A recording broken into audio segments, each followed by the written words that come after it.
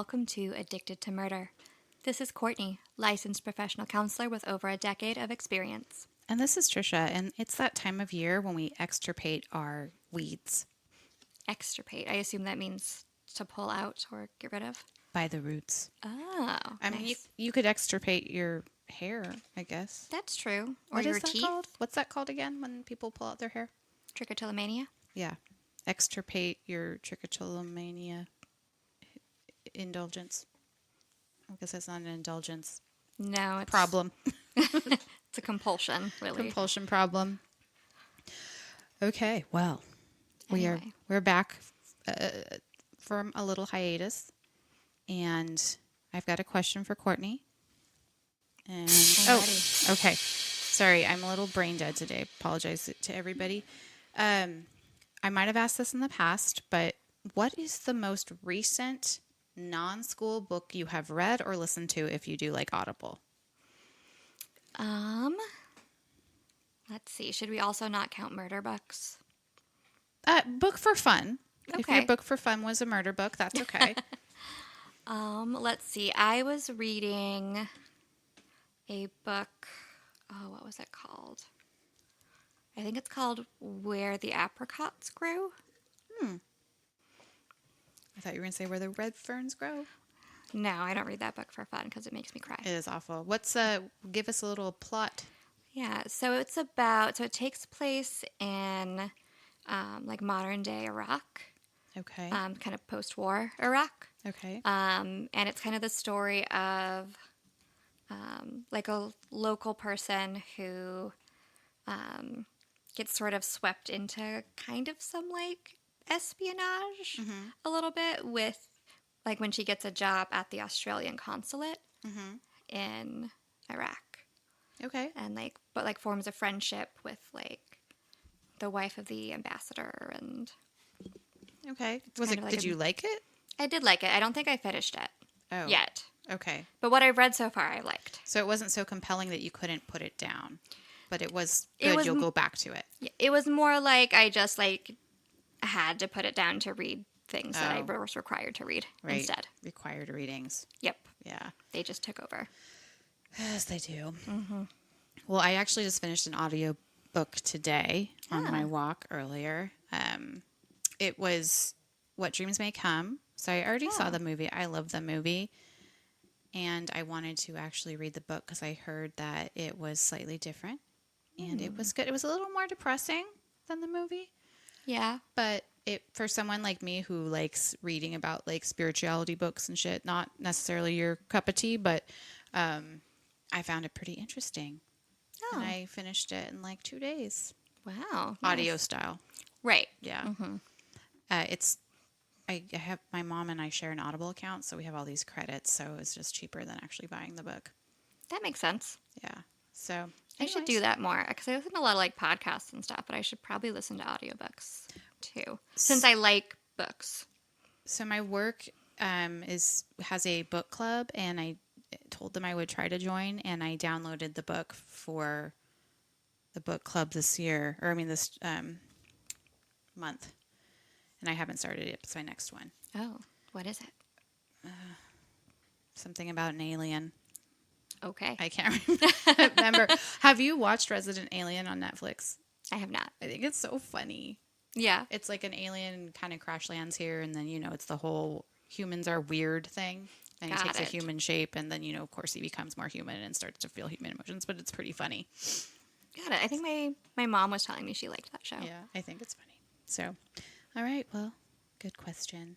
It was a good question. Thanks. Thank you for asking that question. Yes.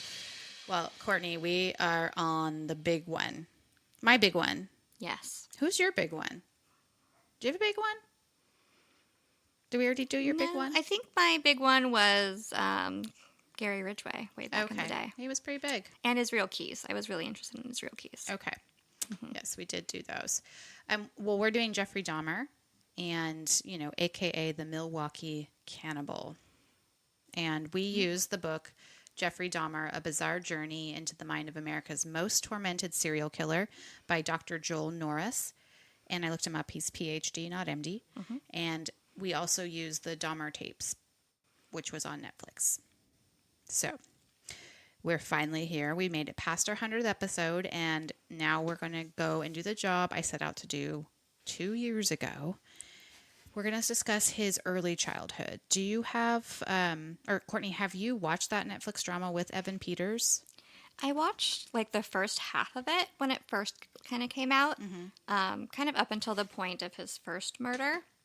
And then I think I just got like distracted by something else and other things and just never went back to it. So that's about where I stopped watching it too, but I stopped watching it for a different reason. It was that Evan Peters is too good of an actor, and it was just too much for me. I don't like gore, and everyone that knows that I do at this podcast just assume that I'm true crime all the time, but I'm not.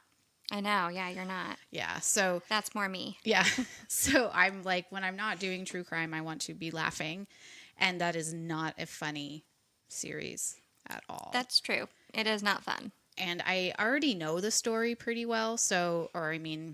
I feel like I've already done enough research that I didn't necessarily need to watch it in real time or whatever on that makes video. Sense. So I stopped watching it because it was getting to be like giving me the ick inside.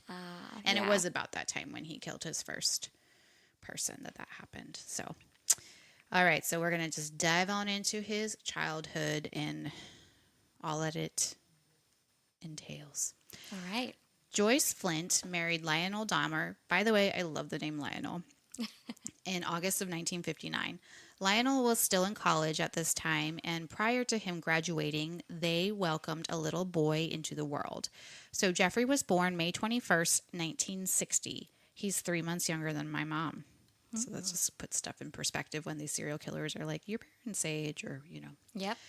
Lionel finished his bachelor's degree, and then he went on to get a master's. And at this time, they moved from Wisconsin to Iowa.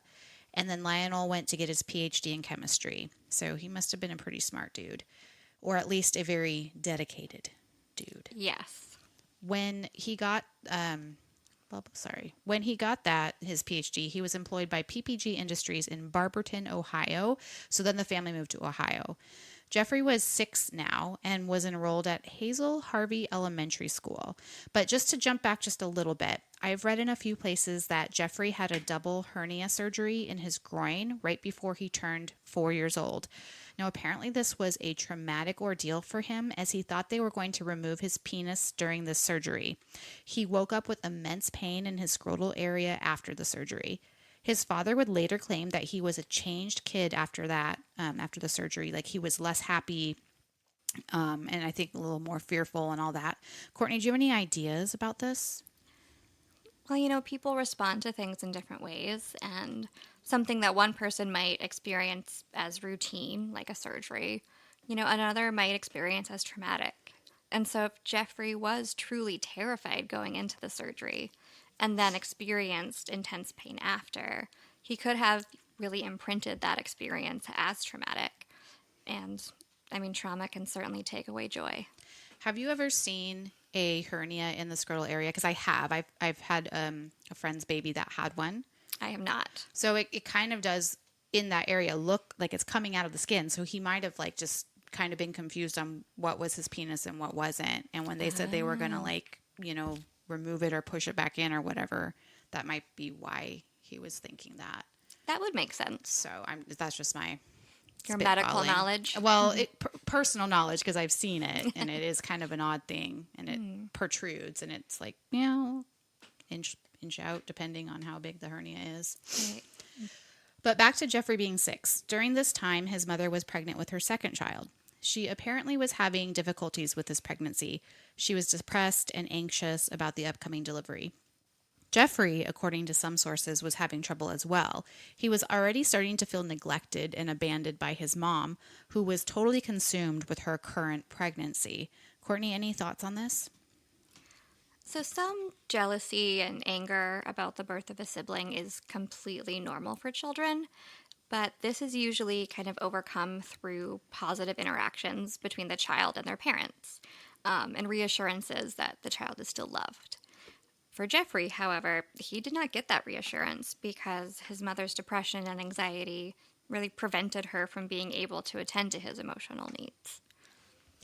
Well, when little David was born, his Jeffrey's teachers were already noting that Jeffrey was feeling neglected. Jeffrey would start to have feelings of resentment towards his baby brother pretty much right from the get-go. And unfortunately, Jeffrey, instead of developing friendships at school at this time, withdrew into himself and started taking his pain out on other things. Reports are that animals suffered at the hands of Jeffrey. Courtney, going back to animal cruelty, is this the age where it typically starts? 6 years old is pretty early for intentional cruelty to animals to start. It's more typical for children who grow up to be violent to start hurting animals around age 10, and it's most common and severe during adolescence. So Jeffrey was definitely an early bloomer in this area. Great. The family moved to a bigger house in a better part of town. Apparently, Joyce didn't take the move so well. I guess there was a pond that was shared between her property and a neighbor, and that made Joyce angry. She threw fits about it and she'd cry, and it got to the point that to get her off their backs, the neighbors offered to fill their part of the pond in with dirt so that the body of water would all be on the Dahmer property. Courtney, this would just piss me off. Do you have any thoughts about a diagnosis for Joyce? I mean, we don't know a lot, but what are you thinking?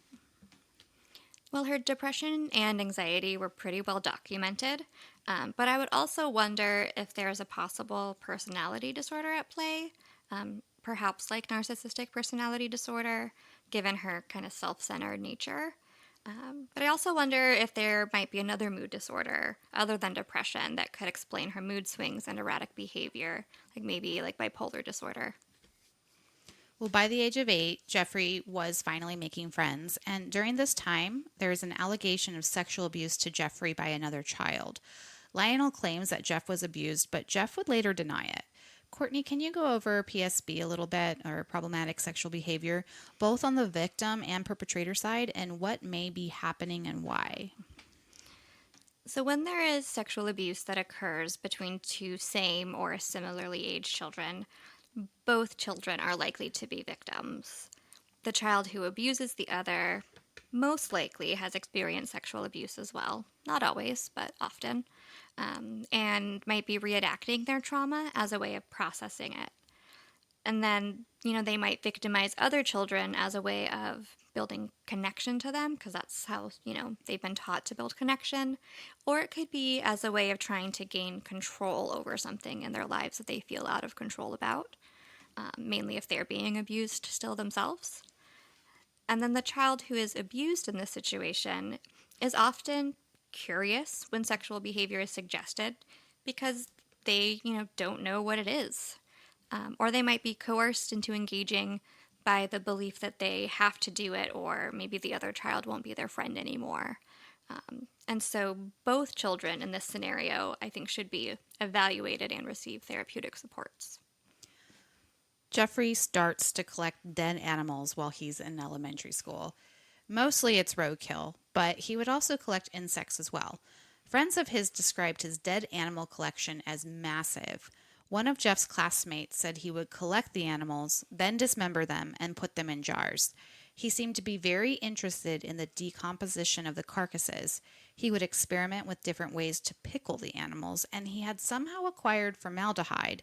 I'm assuming from his father. He had his collection in a little shed in the back of the property that he called, quote, the hut. He had all the privacy he could want in this shed. Courtney, how alarming is this hobby of Jeff's? Well, this is actually kind of a complicated answer.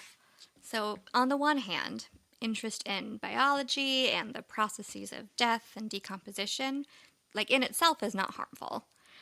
Plenty of children are curious about how animals die and what, their anatomy might look like. And, they might dissect an animal that they find dead. Like if their cat brings home a bird or something, they might do that. And most of them, right, go on to become like forensic pathologists or something like that. But it does become more abnormal to want to keep and collect the dead animals as opposed to just explore them and then bury discarding, them. Yeah. But hey, some adults also love taxidermy, which is not that much different. So the main thing that would really separate a slightly morbid but possibly normal interest from a concerning one is if Jeffrey were killing the animals first. Did you enjoy dissecting a frog or whatever you did in middle school? I had to dissect a frog and I did not enjoy it. No, we had to dissect a cow eye, and I sat out and refused to do it. Yeah, same. I mean, I did it, but I didn't enjoy it. There was one person in my class that like took the skin off with her hands. Some people are just fascinated. I still remember it, and I don't remember a lot of things. So that one made a mark on me. One of Jeff's friends said that he took him into the hut to show his collection, and they saw these jars with brown liquid and floating stuff in them. One of the jars, Jeffrey claimed, had a raccoon in it. The kids didn't believe him, so he, quote, took the jar and smashed it on a rock, and the smell was so bad that we all vomited. Jeffrey also would bury some of the animals. He had basically a pet cemetery that he tended to and organized. He even put crosses on the graves. Neighbors claimed to have seen frogs and cats, quote, impaled or staked to trees. It sounds like he would bury the bodies but remove the heads and impale them on little grave markers he created. Jeffrey would ask his friends to go with him hunting for carcasses, but most of the time he was alone on his bike on the back roads, looking for dead things to bring home and mess around with. He had a chemical set that he would use to see which chemicals would dissolve the body parts the best. Courtney, what can I even ask? I mean, this is certainly becoming more concerning as we go along. Yeah. Of course, he progressed from collecting dead animals to stalking them while they were living. It was when he was in 9th or 10th grade that people's pets started to go missing in the neighborhood. So I would lose my shit if someone came and took my dog to torture and kill it. I just can't understand why people do this. And I never will. I just won't. Well, Jeff hadn't been seen killing anything, but people were suspicious. And one of his classmates recalled that he had seen Jeffrey turn a dog skull into some kind of totem. Jeffrey had arranged the skull on a stake and nailed the body to a tree. They also saw a large fire near the mutilated corpse, surrounded by 13 smaller fires. Courtney? So I also cannot fathom what it would be like to feel okay about hurting innocent animals. But, that's what separates us from them. But, many of our killers did start off with animal victims, and it's pretty common to see in the development of a serial killer that it starts with animals.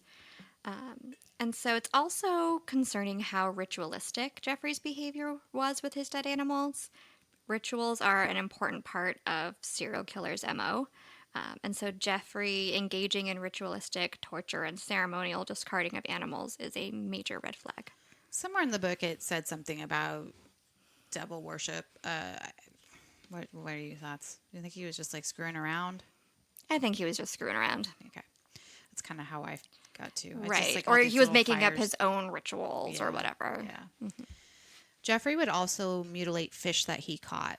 He and his friends would go fishing. They would usually let the fish go, like the friends would let the fish go if they caught any, but Jeffrey would keep his, and then he would cut it up and toss back like the fish all cut up just to see other fish devour that fish's remains.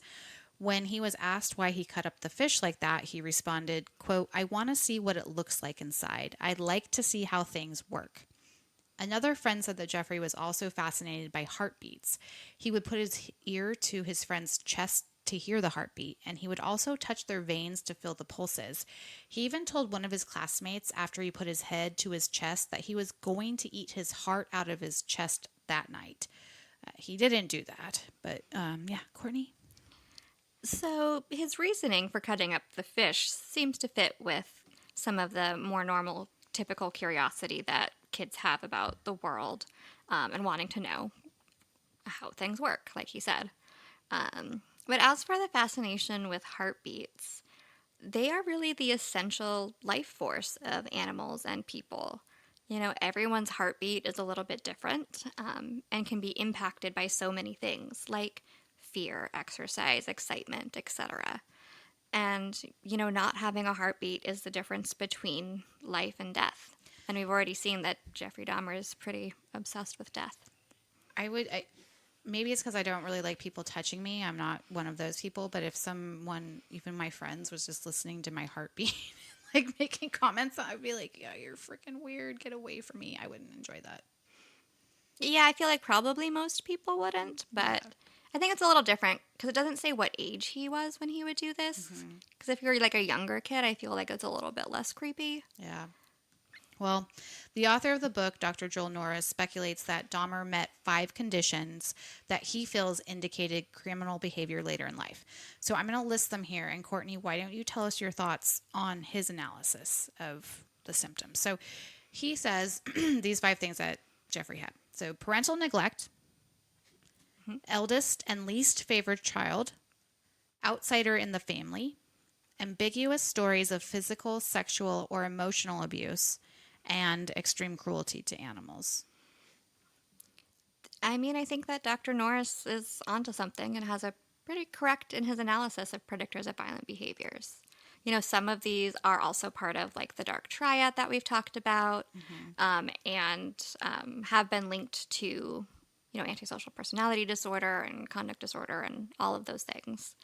And I mean, Jeffrey did experience all of these things as a child, or at least is suspected to have experienced all of them. And I can think of several of our previous serial killers who would also fit this profile, including Ted Bundy and Israel Keyes. I was talking at work about the dark triad. And I mean, I think obviously the main one is the cruelty to animals. Yep. So he didn't seem to be, well, I mean, he lit fires in his little cult circle, or not cult, whatever that was, ritual Right. circle. But I don't know that that's necessarily considered fire setting. We don't know anything about him urinating in his bed. We don't. So, but still, I feel like that's the most. That's the biggest red flag, because Yeah. plenty of kids wet the bed or Right. are interested and fascinated by fire. I don't think I've ever met a 10-year-old boy that's not fascinated by fire. I'm fascinated. Yeah. If there's a fire, I have a stick and I'm poking it. Right. So those things alone are not necessarily concerning, but like cruelty to animals is always concerning. So by the time Jeff entered high school, he had developed another problem, one that would follow him until his eventual capture and perhaps beyond. I mean, they do get awfully creative in prison. Alcohol. Jeff was known to be drinking beer at 7:30 in the morning, and he would keep it in his bag or in his locker at school, and he would drink throughout the day. He was also known to carry beers on his person in his raggedy old army jacket, which had large pockets. It is speculated that he was actually considered a full-blown alcoholic in his teens. He was, perhaps numbing the pain of his home life and the feelings that he didn't know how to manage. Some accounts have him drinking as early as actually age 12. Some of his peers later interviewed would make statements like, quote, "I don't remember much about him other than his drinking. He pretty much kept to himself." Some others would notice that he was kind of creepy, but he wasn't violent, or they didn't see the violence. He did actually have a few school activities. He was in the band as a freshman and played tennis throughout high school. He was known to lift weights, and he was becoming kind of a big dude. I think he was 6'1" or 6'2" eventually. He also had a job as a waiter. So, Courtney, let's talk a little bit about alcoholism. It seems a little obvious that his parents weren't paying that much attention to him if he was drunk most of his teenage years. I don't care how good you think you are at hiding that kind of stuff, there's obvious signs. It was also noted that none of the faculty seemed to have a clue about Jeffrey's problem. Well, people who start to use alcohol at a young age often do so for 2 reasons. One you already mentioned, to numb emotional and psychological pain, and often because it can act as sort of a social lubricant that relieves social anxiety and awkwardness. And so I can see how Jeffrey would see the benefit from both of these outcomes. And alcohol is extremely addictive, and heavy daily users can require alcohol in their system to function normally and avoid terrible withdrawal symptoms. So if Jeffrey was drinking daily, starting around age 12, he likely did need to drink to function by the time he got to high school. And so if we think about, like, nobody seemed to notice, I think it could either be that maybe at school he was only drinking enough to function, or that someone noticed and just didn't care. Yeah. Or didn't do anything about it because it was the 70s. I mean, his dad was gone a lot, I guess. And Mom was very much in her own world. Yeah, preoccupied with David and herself. So his behavior at school continued to get more strange. He would do things seemingly to just get attention. Some things he did were funny, but others, like drawing body outlines out of chalk on the floor, were kind of alarming. Jeffrey would pretend to have seizures in public to get attention from his peers. And at one point, he would actually get paid to do his seizure, stunt in the mall. He would also do things like be in the library and yell out a teacher's name over and over again, but then act as if he did nothing. He was also known to make loud sheep noises all over the school, and that would make his classmates laugh. When he would pull these antics, his classmates would say, "Oh, there he is," quote, "doing a Dahmer." One of his most daring pranks occurred when the class took a trip to Washington, D.C. Dahmer made a bet that he could get into the White House. His friends were skeptical, but he found a phone, called the directory, and somehow talked himself into a private tour and actually saw the vice president's office. It should be noted that when he did these things, he was probably drunk. Courtney, what do you think was the reason he did all of these things? Was it so he felt so ignored at home that he just wanted to make sure that wouldn't happen at school? I mean, kind of. I think that Jeffrey was in desperate need of attention and affection, but had absolutely no idea how to get it appropriately. His behavior strikes me as very immature for his age, and more like something a kid might do in like elementary school to get attention. It's not surprising that he would have immature social skills, given the lack of parenting he received and his difficulty making friends at a young age. I mean, most of us, I think, can think of at least one kid from class who behaved this way and then was pretty confused when people didn't really want to hang out with them. Like, maybe they laughed when it was happening, but they didn't want to be friends. I mean, maybe he was so socially awkward that like the only way he thought he could be valuable as a person to these people was to be funny. Exactly. And, like, do stupid stuff. I don't know. Right. If he was the butt of the joke, he would make himself the butt of the joke. Right. Maybe. Yeah. I mean, it worked. I mean, it sounds like he was in a way, like in a weird way, popular. Because at least well known. Yeah, because of the weird stuff he did, and people thought he was funny. So, even though Jeffrey was kind of known as a weird drunk, but possibly funny guy with perhaps social anxiety, based on the drinking, he did go to prom. His date agreed to go with Jeff, who was a friend of a friend, but apparently she regretted it partway into the evening. He was very nervous when he picked her up for their date. He was so nervous about putting on her corsage that her mother actually had to do it for him. When they got to the prom, Jeffrey pulled out her chair and then disappeared for the rest of the night. When he came back to her 2 hours later, he told her he got hungry and ate 5 hamburgers. She saw the wrappers in her car, so she believed him. He did not try to kiss her. He shook her hand at the end of the evening. Courtney, he would say in later interviews that he knew he was gay at age 13. Dahmer. So let's talk a little bit about when a teenager who is homosexual feels that they cannot be themselves in this way. So anyone who feels like they need to hide or repress a part of who they are will experience negative impacts. This may be expressed as depression, anger, substance abuse, and suicidal thoughts or actions. Can you imagine what it would be like to wonder if your family will reject you or stop loving you if you were able to be your true self around them? I mean, that can be very scary and hopeless, especially for a teenager. And for Jeffrey, this was the 1970s. It was much less okay to be openly gay, especially in middle America, Ohio. And, even being out was often really dangerous. Right. Yeah, I feel really bad for Jeff. Like, he's got so much stuff going on, and it's just one more reason he's probably medicating himself with alcohol beyond the other things, is like knowing this about himself and feeling that nobody would accept him. And why would he feel they would accept him? His parents aren't accepting him, or don't seem to be caring that much about him now before he comes out as gay. So that would just make it worse. Yeah, and I mean, internalized homophobia is very much a real thing, where you know that you are gay, but hate yourself because you're gay, because it's, you're thought of as not okay. Yeah. Well, so it looks like we have two sides to Jeffrey Dahmer at this point. When he is drinking, he likes to do funny stuff to gain attention from his classmates. He's popular in that way. He was, really doing a Dahmer. But on the other hand, most likely when he was more sober, he was socially awkward. He was a closeted homosexual, very quiet. Jeffrey was obviously struggling to find himself, to understand himself, and to find his place with his peers. His father was often traveling or absent because of work, and his mother seemed to favor his younger brother, David.